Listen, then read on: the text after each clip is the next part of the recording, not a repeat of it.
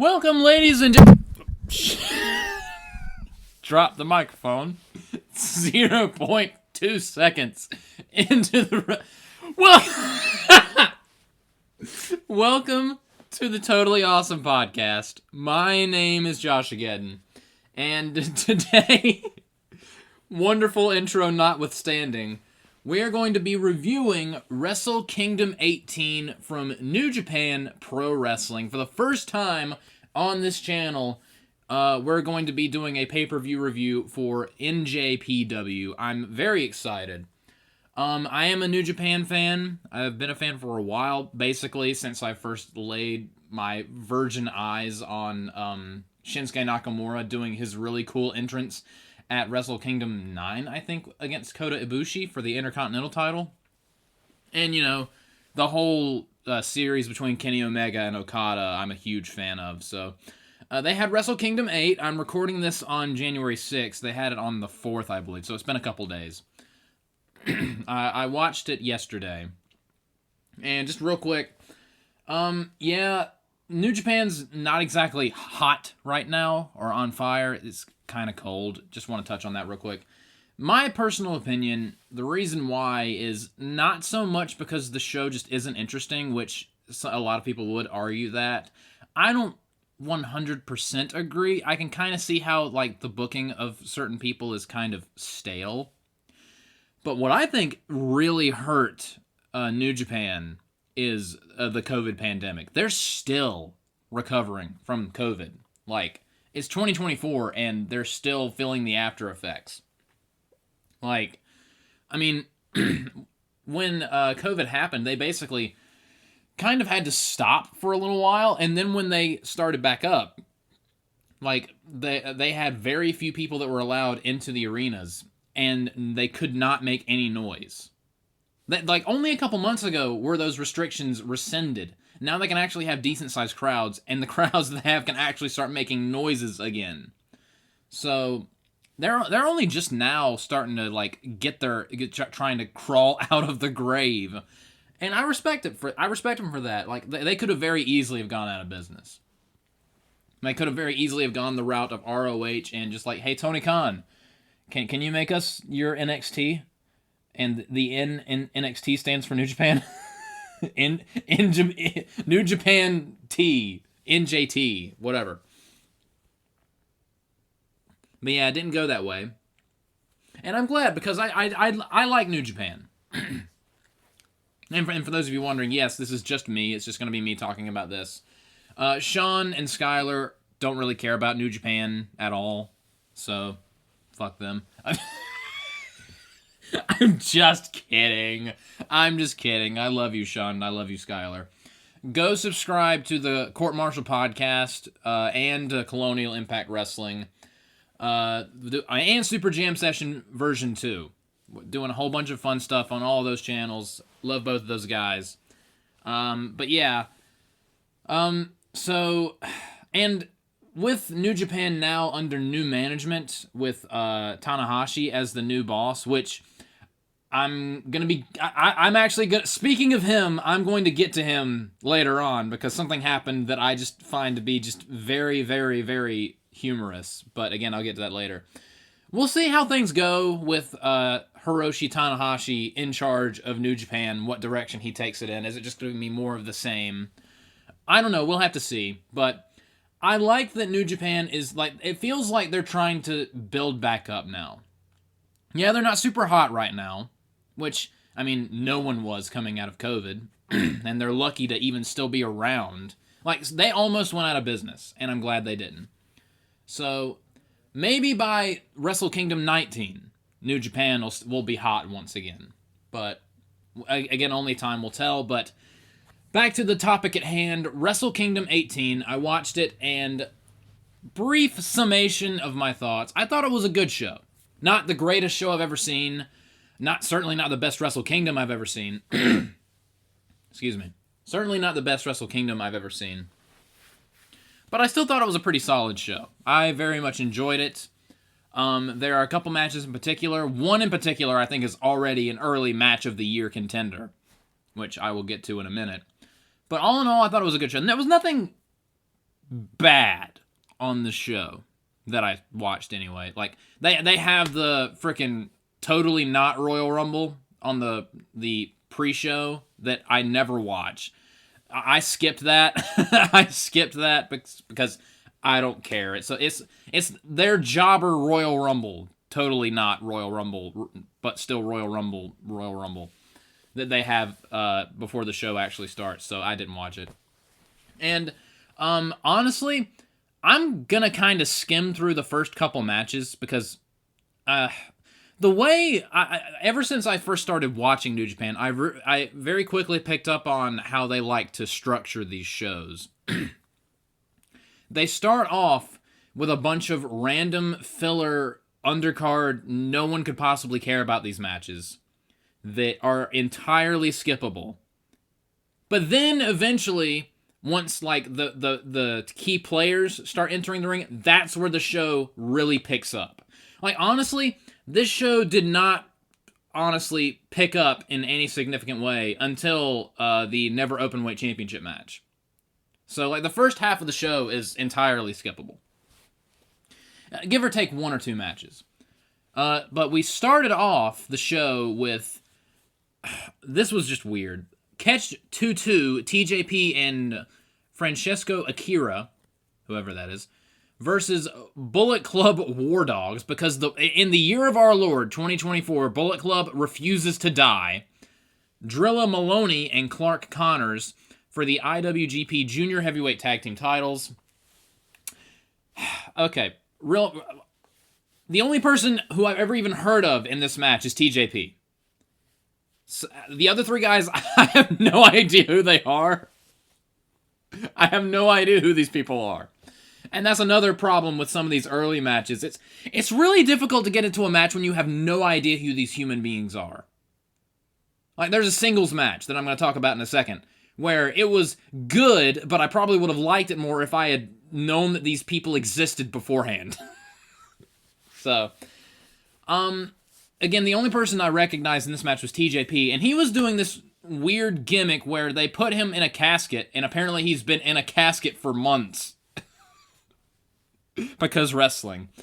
And he emerged from the casket during his entrance, and he's this weird demon scarecrow amalgamation thing. And I have a couple positives and a couple negatives. My biggest negative was I can't remember what the name of the commentator guy that has the kind of subtle Japanese accent. The one who talks like this, really loud, and he only ever talks in this manner. It's always high voice raised, and his octave never changes. His tone never changes. He always sounds like this. I think his name's Chris something. I could be wrong. Listening to this dude trying to explain TJP's new Demon Scarecrow gimmick for like a minute during his entire entrance was so nauseating.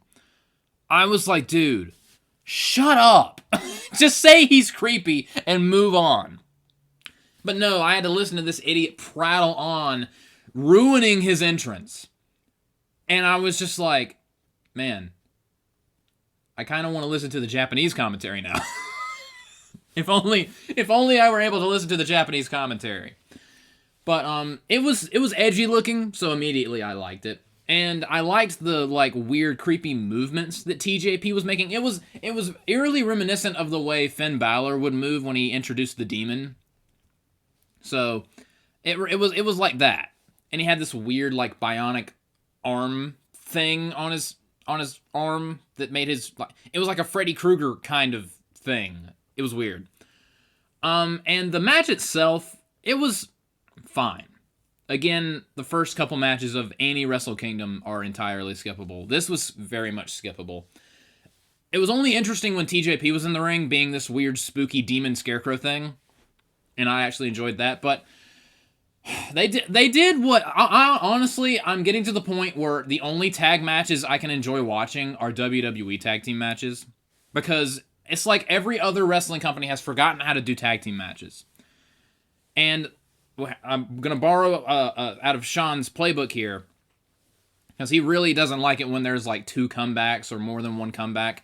It doesn't bother me that much when there's multiple comebacks. It's just, there was a point in this match where they could, like, it could have ended and it would have been fine. It would have been a solid 6-minute tag match, but then they went an extra 3 minutes of just doing more moves.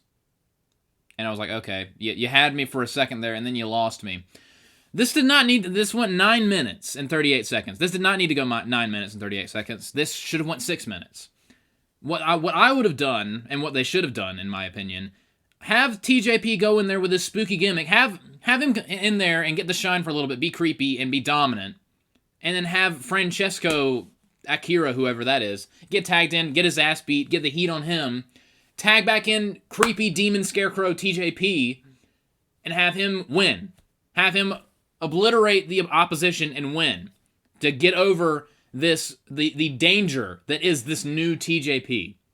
They didn't do that because everyone has to get their shit in. So that annoyed me. TJP did get the win with this weird tag team combination move. Yeah, this whole match was honestly forgettable. The only interesting thing about it was TJP being spooky. But even then, they kind of screwed that up by not like having him get the hot tag and just crush the opposition and win, which is absolutely what they should have done. But whatever. This wasn't bad. It was just standard, fair, too many moves, too much going on tag team match. So it was missable. Up next, we had this. Okay, this is where we're actually going to get into some funny stuff. But my boy, the love of my life, apparently. Zack Sabre Jr. defending the New Japan Pro Wrestling World Television Championship against the boss of New Japan, Hiroshi Tanahashi. He's not even been in charge for a month, and he's already booked himself to win a title. That made me laugh. And there are a bunch of people who are pissed off about this. Hiroshi winning this championship does not bother me for this reason. No one gives a shit about the New Japan World Television title. No one cares about this championship. This ugly, square, cardboard box that they pretend is a championship, no one cares about it. Mostly because one of my biggest problems with the show, there's like 50 different championships. I don't know what it is about New Japan and AEW and ROH and every other company besides WWE and drowning the roster in championships, but it's too many championships. Like, you don't need... There are 3 different tag team title matches on this show. And it's not like there are different brands, although I get that they do weight classes. But even then, there's too many tag team titles on this show. There's too many championships, and it's just annoying. There doesn't need to be a world TV title. And even if you have to have a world TV title, give it a decent design. This weird square rectangle cardboard slab is grotesque, and I hate looking at it. It's the ugliest championship I've ever seen. Get rid of it. But yeah, if Hiroshi Tanahashi booked himself to win the World Heavyweight Championship, like the main belt, then I would have a problem. Him winning the fucking tertiary title, who cares? Yeah, it's a little funny that the boss of the company, like on day 1, books himself to win a title. That is funny. But no one cares about the World TV title. It doesn't matter. If he booked himself to win the global title or the World Heavyweight title, then we would have a problem. The World TV title? Who cares? So that was my one takeaway of the match. Another one was, this was a very, very good match.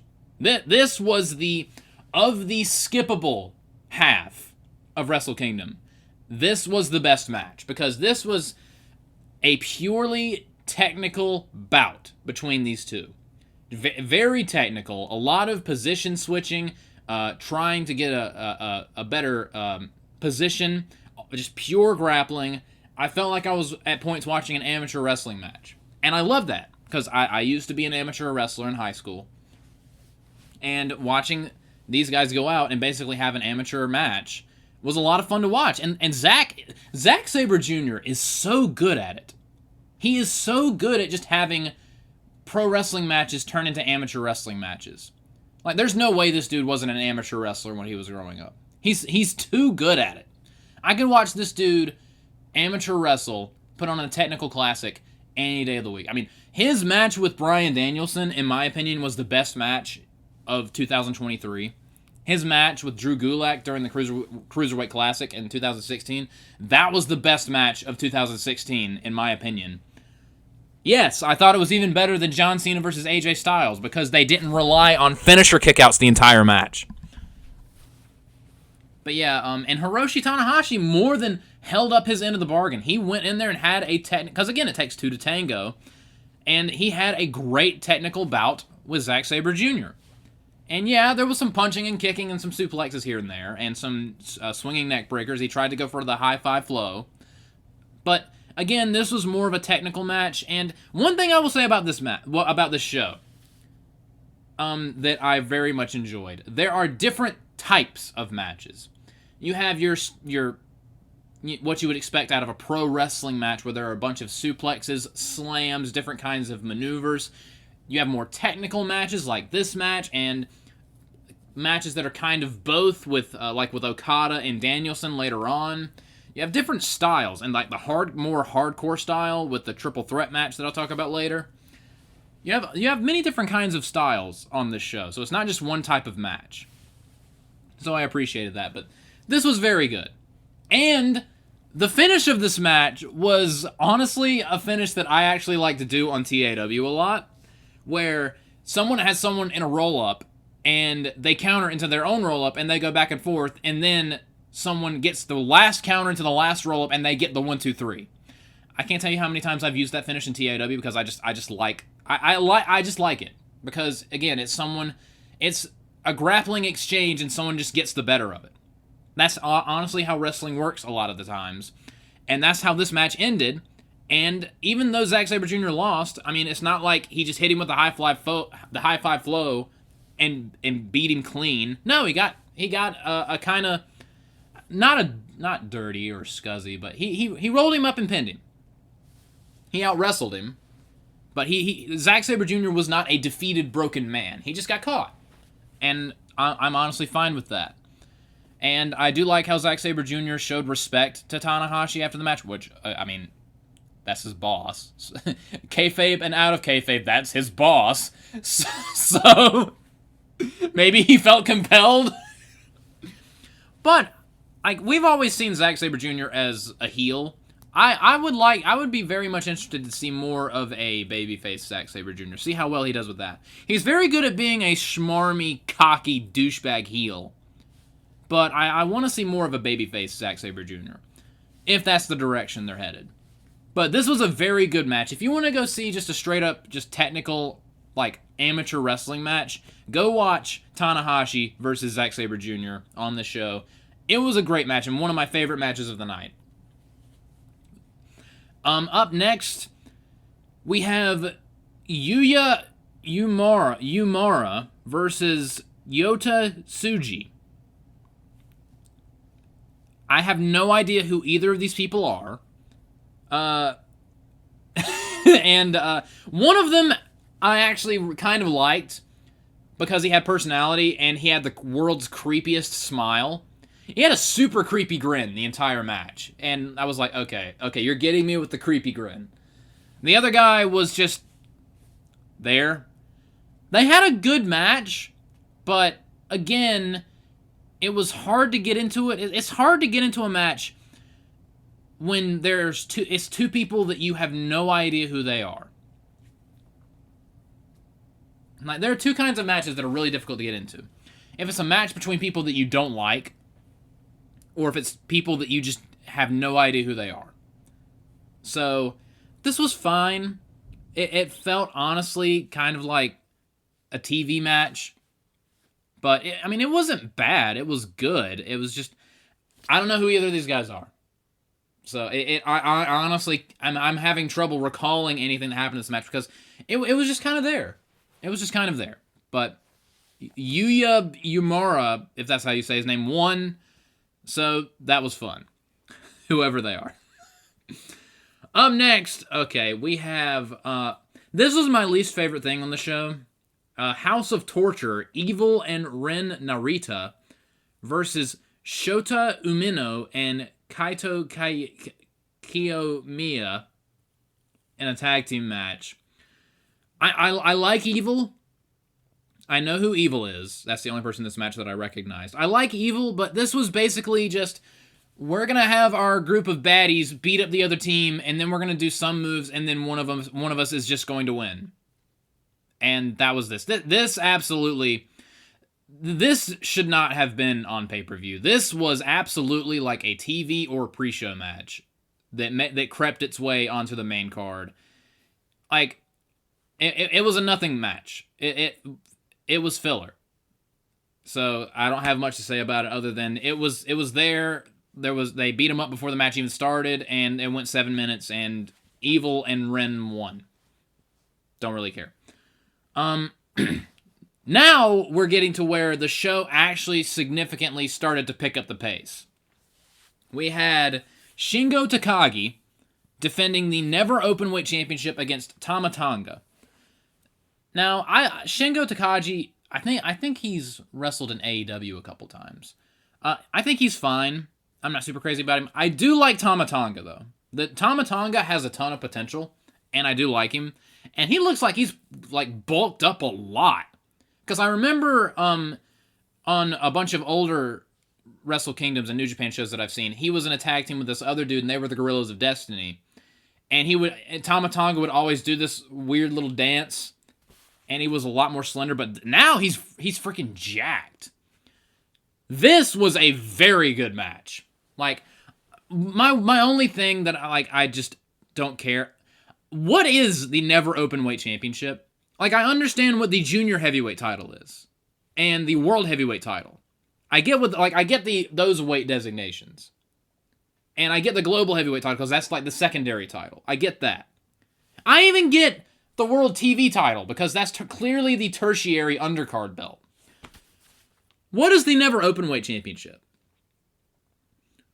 Why would you have a bonus championship that doesn't, like, it has a weight class that doesn't really exist, that anyone can compete for?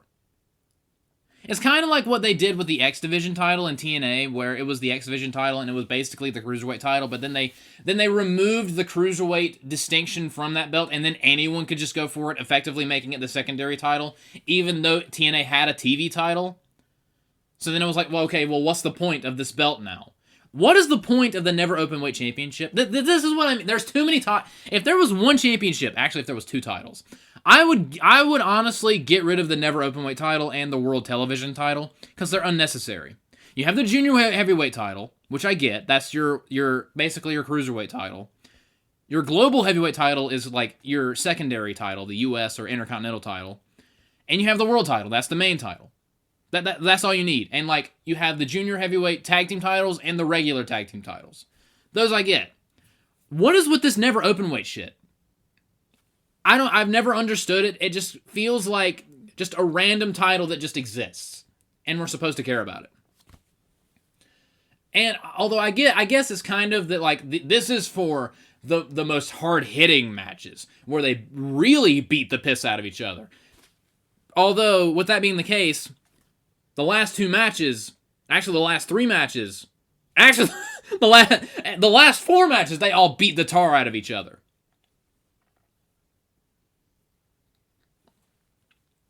So that kind of goes out the window.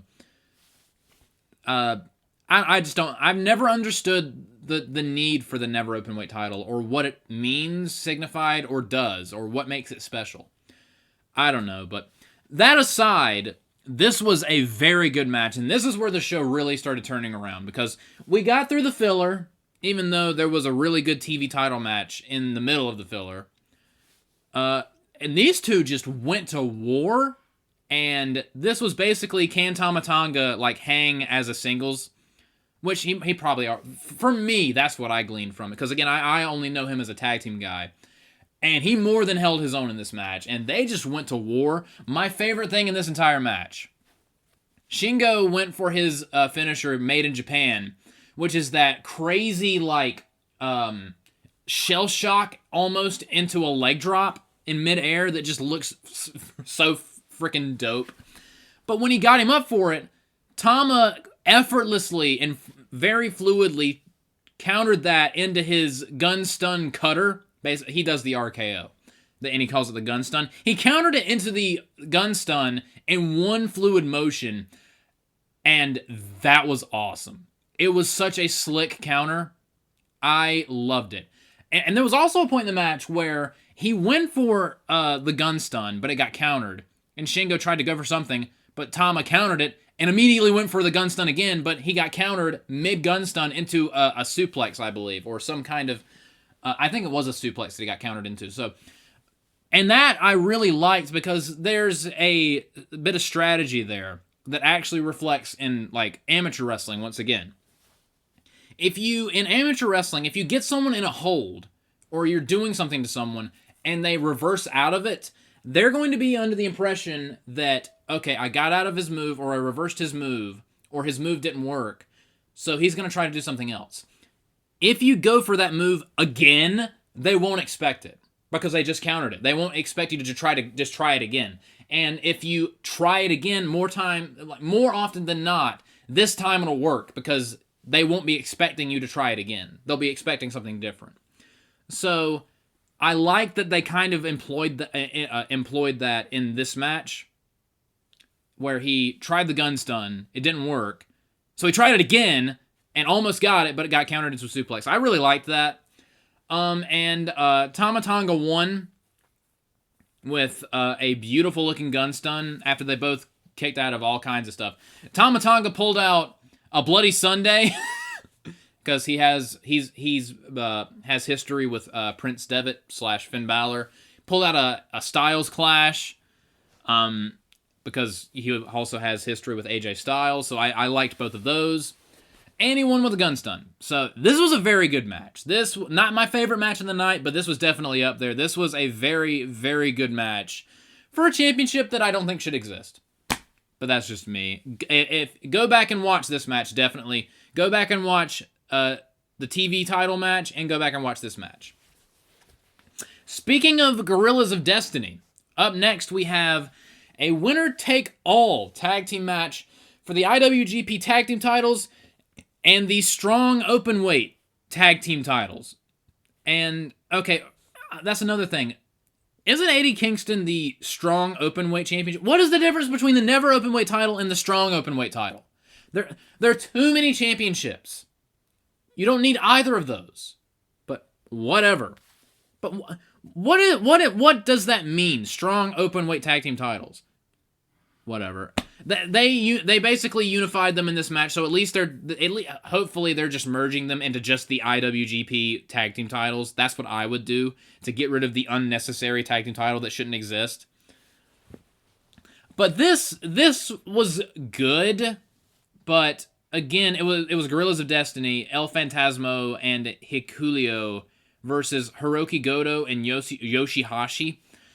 This was fine, but I don't have a clue who these Gorillas of Destiny guys are. And I like Hiroki Goto. I don't like Yoshihashi. Yoshihashi is just so boring and bland and blasé. And he just has the most bored expression on his face at all times. And his just wrestling is just not interesting to me. So, again, this was fine. And this was kind of clunky, too. There were points in this match that were just kind of clunky. And I honestly struggled to pay attention to this match. And this was just a lot of moves. It didn't really feel like a back and forth. It was like, oh, let's do moves. And, oh, look, let's just do more moves. Tag team moves. Once again, I feel like the only company that does tag team matches correctly anymore is WWE. This wasn't bad. It was just bland and forgettable. This easily could have been in the first half of the show with the rest of the filler. I didn't really care for this match. But this is when things finally really start. These next 4 matches were really when Wrestle Kingdom started cooking. We had another favorite of mine. I love this dude, Hiromu Takahashi, defending the IWGP Junior Heavyweight title against El Desperado, a guy that I'm not too familiar with, but he was very good in this match. But I only have one negative about this match. I actually have 2 negatives. One, I hate Hiromu Takahashi's new music. I get that he's had it for like 2 years now. His old theme was awesome. His old theme was a freaking banger. I loved it. Like the ah and the do do do do do do do. It was so catchy and it was so him. This new theme is just generic rock with him going ah in the background. Also, my other problem with this match it's very just. It's not anything that they did. I don't like that Hiromu Takahashi lost. Okay. Because I love this dude. I just want him to just win all the time because I love him. But no knock on El Desperado, but I love Hiromu Takahashi. Okay, he's just amazing. But one thing that I immediately noticed was one of our observations, I guess, if you've listened to me, Sean, and Skylar talk about wrestling shows, predominantly WWE, is whenever Seth Rollins comes out, our first thing that we mention is, Seth, what the fuck are you wearing? That's what we say every time he comes out. My God. Hiromu Takahashi was like, challenge accepted. And I'm just like, Hiromu, no one issued you a challenge. Why are you trying to out Seth Rollins? Hiromu was doing his best Seth Rollins, just what the hell is in your wardrobe? He came out in this weird tentacle eyeball thing, this cacophony of just appendages that was the weirdest looking outfit. Even Seth Rollins was confused. Like, Seth Rollins in his weird fucking vagina outfits looking at this shit and going, what the fuck is that guy wearing? I need to see Seth Rollins versus Hiromu Takahashi just so they can come out to the weirdest looking outfits you've ever seen. I don't know. He looked like a monster from Monsters, Inc. Like, if you sent him into, like, one of those doors into a kid's room, that kid would immediately be terrified, and he wouldn't even have to do anything. He just looks freaky. It was just the weirdest outfit ever. But as for the match was actually really good. And it wasn't like, because again, Hiromu has been starting to get up there in age, so he's slowing down a little bit, but it was still really good. And El Desperado actually pulled a play out of Hiromu's playbook by doing the dive over the top rope, the tope con hilo. But yeah, this was a very good match. It was very fast paced. I'm sad that Takahashi lost. So that's honestly just I don't know enough about El Desperado, and I kind of don't care. But yeah, I thought this was good. I thought this was really good. I'm having trouble remembering anything from the match because again, it's been a couple days, and the following matches were just amazing. So this one kind of gets left in the dust a little bit because it didn't even go that long. It was only 14 minutes, but I love me some Takahashi. This was a very good match. I'm sad that he lost. I'm disturbed by his outfit. But yeah, El Desperado won this match, and he's the new IWGP Junior Heavyweight Championship. He's the new championship. He's the new champion. And that was that. And then up next, we had a triple threat match to determine the first IWGP Global Heavyweight title holder between David Finlay, Will Ospreay, and Jon Moxley. And I figured that David Finlay was going to win because he's the only... Because Will Ospreay and Jon Moxley are AEW guys. Like, mostly. David Finlay is not a part of AEW. He's just New Japan. So, with that in mind, yeah, they're going to give their title to the guy that's on New Japan more often. So, the ending was never in doubt. I actually really liked this three-way match. And yes, I will say this, I don't like Jon Moxley. He's really, really annoyed me. But sometimes he can show up to work and try. But Will Ospreay was great in this match, and I'm actually impressed with David Finlay because he was always just there, kind of. He was like the low man on the totem pole whenever I watched any New Japan show. I think he was he the one that was in Bullet Club that was just clearly just the job guy? He was the Wheeler Yuta of Bullet Club, and that he's just there to be the one that gets beat up the most. He was the lackey that always gets the shit kicked out of him. But he's really he's basically pulling a Jay White, where he's like, I'm going to go super edgy so people will take me seriously. And it's working for me because I love edgy shit. He's not as good as Jay White, though. He's not Switchblade, but he's all right. He's all right. Although one thing that I noticed on this show, and I notice every time I watch New Japan, whenever an English-speaking heel is on Wrestle Kingdom, they always swear every 10 seconds at the top of their lungs. Because to them, we're the bad guys. Bad guys swear. We're going to swear a lot because that means we're bad guys. And they do it because they think it gets them heat. It doesn't, because they all do it. And I'm sorry, but just randomly shouting the F word every 10 seconds, it doesn't make you cool. It doesn't add anything to the match. It's just annoying because it's woefully transparent what you're trying to do. And it's just more cringy than anything else. I'm just like, the only reason why you're doing that, screaming the F word into the camera, is because you think it makes you look cool. It just makes you look lame. So, and it wasn't, David Finlay did that a couple times. The other English-speaking heels earlier in the show did that every match, and it was very annoying. Because, again, it's just so see-through what they're trying to do. It's so lazy. It's such lazy healing.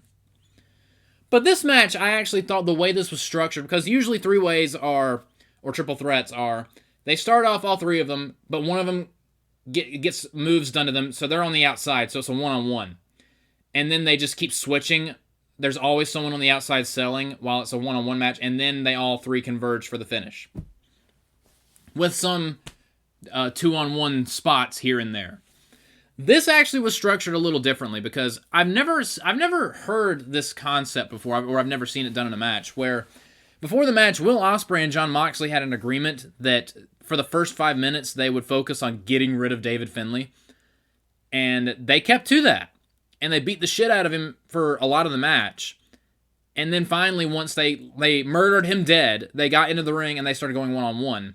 And then when David Finlay rejoined the match, it was a three-person match, and it really strayed away from the triple threat formula, so I thought that the way they did that was very interesting.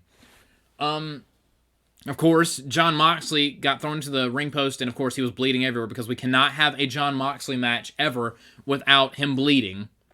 The dude is I swear to God, he gets sexually aroused by his own blood. So, whatever. But again, this was enjoyable.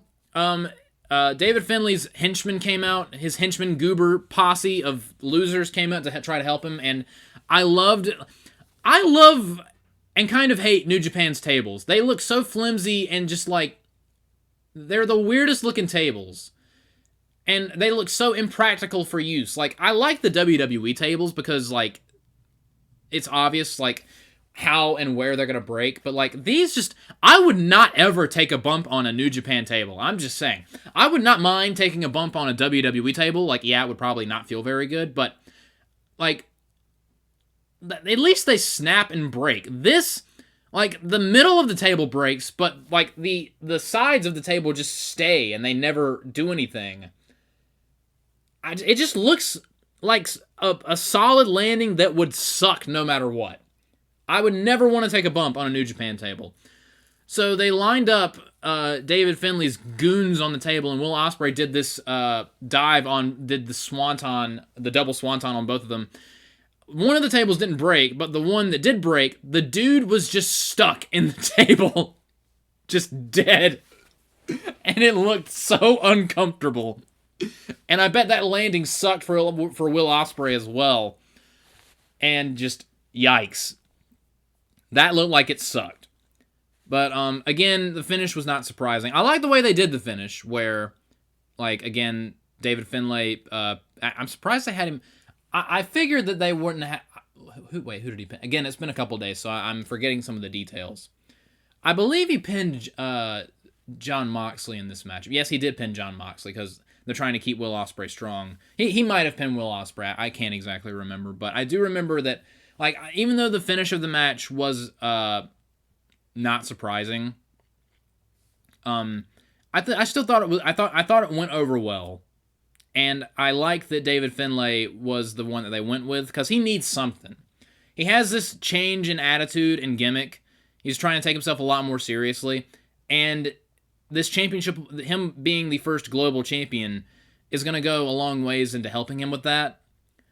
But the most interesting that happened was immediately after this, we had a cameo appearance by one Nick Nemeth, formerly known as Dolph Ziggler. And my jaw hit the floor when he walked out. He made an appearance earlier in the show. But this is where he came into play, him and his brother Ryan Nemeth, who's still scared of CM Punk, by the way. So, while David Finlay is celebrating, he goes over and gets in Dolph Ziggler's face, or Nick Nemeth's face. My brain. He gets in Nick Nemeth's face, easy for me to say, and they get into a brawl, basically setting up for a match let down the road, and I am interested in that. It is so weird seeing Nick Nemeth / Dolph Ziggler outside of WWE. Watching him wrestle in a New Japan ring is going to be the weirdest thing, or in an AEW ring, it's just going to be the weirdest thing ever, because he's one of those guys you would just figure would be in WWE forever. But, I mean, I'm very interested to see what Dolph does next, or Nick does next.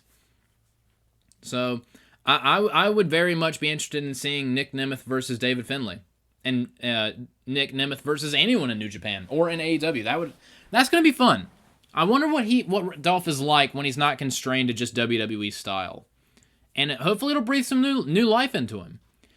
But up next, we had, in my opinion, the best match of the entire show, and an early contender for match of the year. The rematch between Bryan Danielson and Kazuchika Okada. Everything about this was fantastic. These two have chemistry, and this far exceeded and obliterated their first match at Forbidden Door, which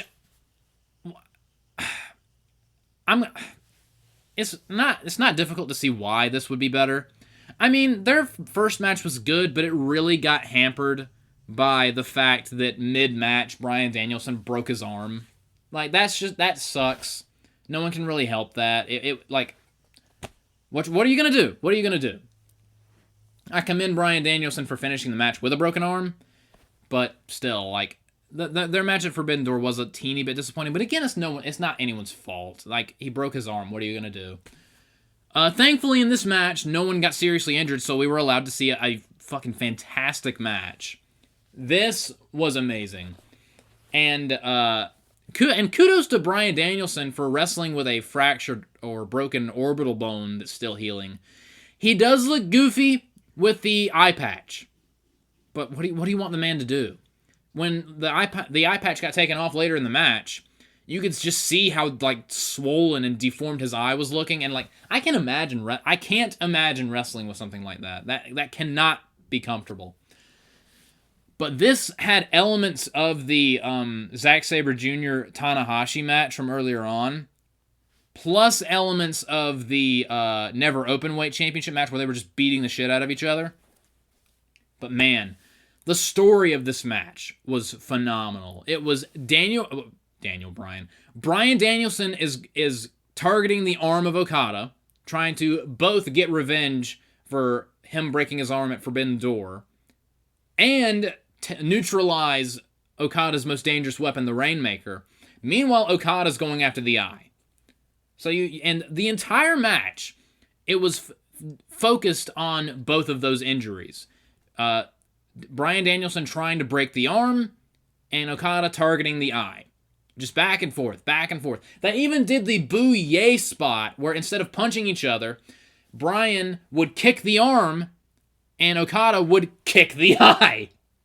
So, I loved that. There was a spot where Okada tried to do like a running dive from one side of the stage to the other, but Bryan caught him in midair with the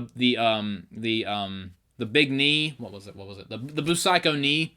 I loved that. And then Bryan just started going nuts and just really started targeting Bryan Danielson. When he goes ruthless bastard mode, it does get uncomfortable to watch a little bit, because you're like, oh, that looks uncomfy. That looks uncomfy.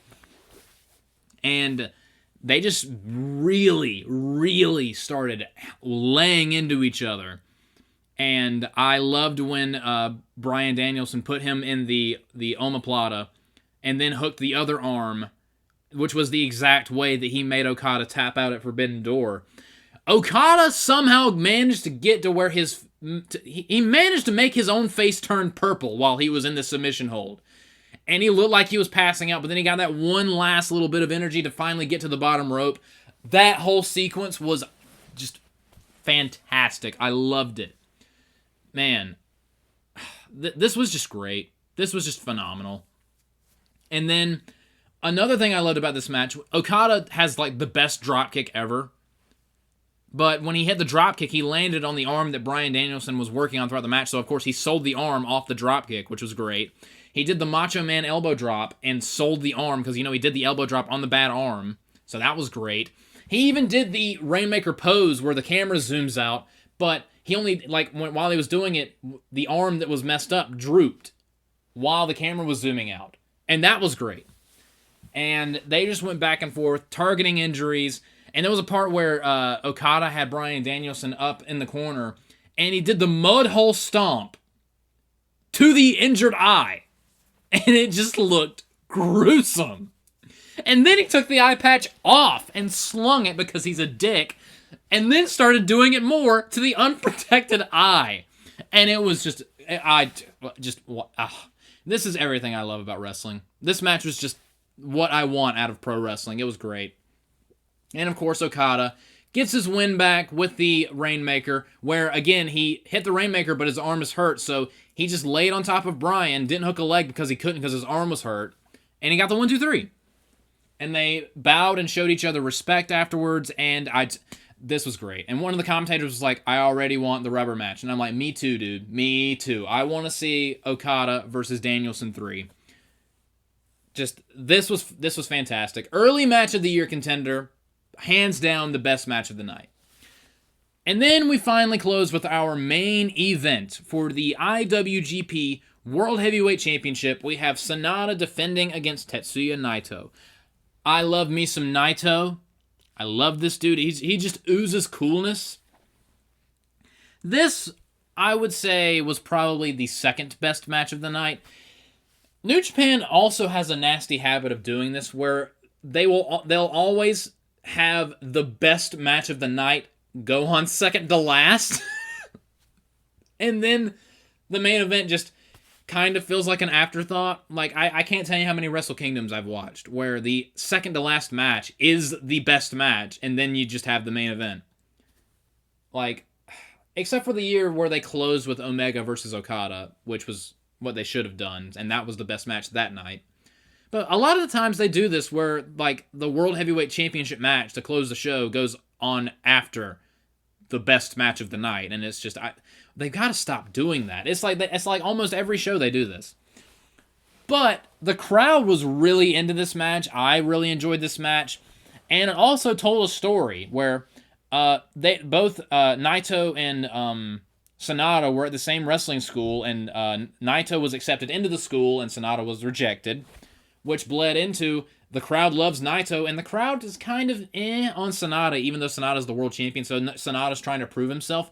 Plus, you have the added history of Tetsuya Naito being the leader of Los Ingobernables de Japón, and Sanada was also in the group. So these two know each other very well, and it was almost like mentor versus student, mentor versus protege, and this was and it was also, does Tetsuya Naito still have it? Because there are rumors that this might be his last main event in the Tokyo Dome, which I hope isn't the case. But if the curtain is closing on his career, then he's had a hell of a career. But this was a great match. I loved it. I loved how one of my things that I loved about this match is Tetsuya Naito would do these little things here and there where it was just it felt like the master just pulling a trick out of the hat and the student going, oh, why didn't I think of that? And there was a hip toss neck breaker where after he did it, Tetsuya Naito was just kneeling there after he did the move, and Sanada's writhing around in pain, and Naito just has this look on his face that just screams, yeah, you know a lot, you've learned a lot from me, but I haven't taught you everything. It was that douchey little, this is why I'm the master look on his face, and I loved that. There was even a point where they were going into the finishing sequence, and things got a teeny bit sloppy, and Naito went for the Destino, but it didn't quite work. They were on separate pages, but it was like 20 minutes of the match, and they're both exhausted. And with the story being, does Naito still have it? This fugly-looking Destino actually worked as far as the story they were telling. So it added to the match. Like, can Tetsuya even hit his finishing move anymore? They're exhausted, and the whole point is Tetsuya is starting to turn into an old man. Can he even do it anymore? So them kind of botching the Destino worked for this match, and that impressed me. And they recovered from it well. And then they went into the finishing sequence, and Naito picked up the win with the Destino and got he didn't get the pin with the botched Destino. He hit a different one later on, like a minute or two later, and won the match. And it was a good match. I would have liked it if Sonata won, but I understand why they went with Naito, because again, Sonata, and they mentioned this was actually part of the story of the match. Sonata doesn't exactly scream, I'm an interesting human being. Because Naito has a clear and present personality, and the fans are behind him, and he's beloved. And Sonata just doesn't really have that much of a personality. So he doesn't really have that much of the crowd behind him. So with that in mind, I can see why they went with Naito. And I love Naito, and I'm kind of on Sonata. Even though Sonata's really good. He's just, Naito just has more going for him. So it's one of those things where, I mean, part of me is like, they probably should have went with Sonata to, continue to build him as a new star because he's younger than Naito. But Naito's more of a star, and sometimes you got to go with the star. So if they went either way on this, I would have been fine with it. But Naito wins the world title, and he goes to have this speech, and then Evil attacks, because again, another former member of Los Ingobernables de Japón. But Sonata makes the save, pays respect to his former stablemate and quote-unquote mentor. And that's basically how the show ends. So, all in all, I very much enjoyed Wrestle Kingdom 18.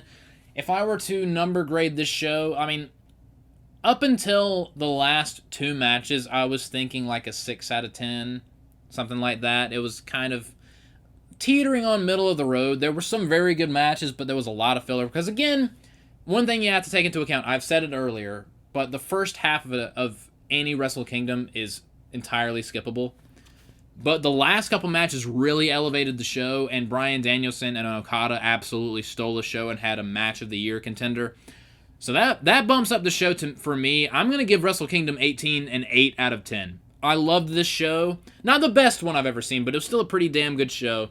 And I really do hope that New Japan continues to rebuild themselves to where they can really start firing on all cylinders like they were a couple years ago before the pandemic ruined everything. But that is the review, and I hope you guys enjoyed it.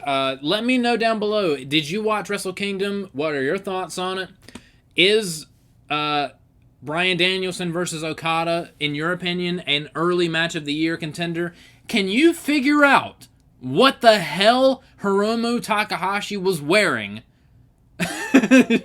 What kind of weird Five Nights at Freddy Monster Inc. hentai cacophony abortion whatever he was wearing? What was that? Comment down below, what was that? But again, I hope you guys enjoyed the review. Like, comment, subscribe, and all that fun stuff, and be looking forward to more fun stuff later on down the road. I hope you guys have a good rest of the day. Good night, everybody.